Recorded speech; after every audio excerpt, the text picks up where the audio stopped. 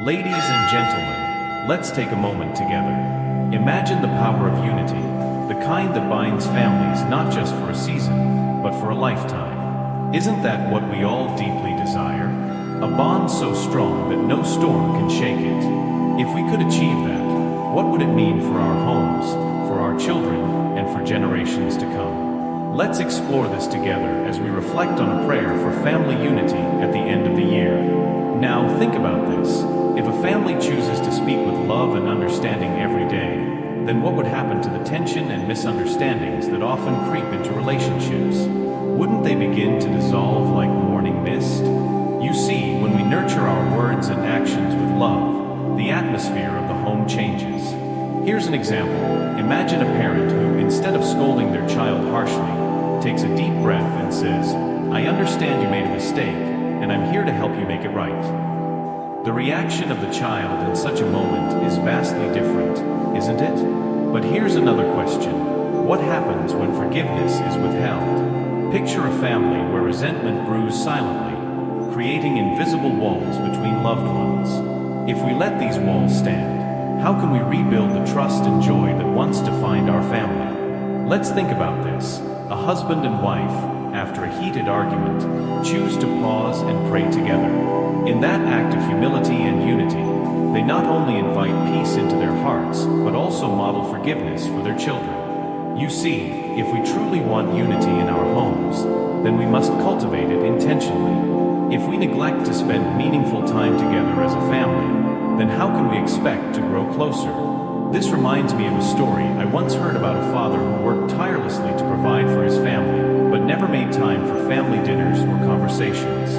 One evening, his young daughter asked him, "Daddy, why do you work so hard if you never have time to play with me?" That question changed his life. He realized that providing for his family wasn't just about money, it was about being present.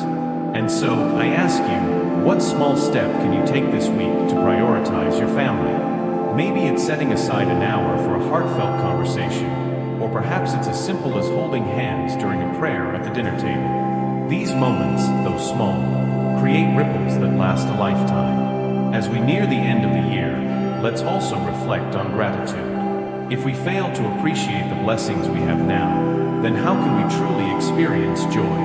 A family I know started a tradition every New Year's Eve. They sit together and share one thing they are grateful for from the past year.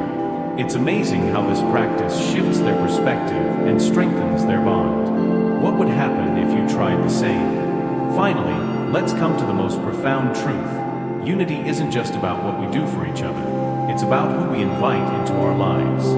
If we believe that God's love can transform our hearts, then shouldn't we let Him lead our families?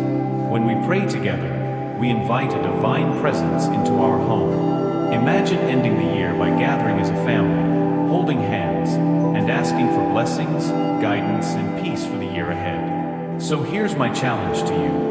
As we close one chapter and step into another, let's choose unity. Let's choose love. Let's choose God. And as you reflect on this, take a moment now. What would you like to ask for in your family's prayer tonight? Pause. Think deeply. When you're ready, take that thought and share it with your loved ones. Whether it's peace, understanding, or simply more time together, let that be the foundation for the year ahead. Because when families unite in prayer and purpose, there's nothing they cannot overcome.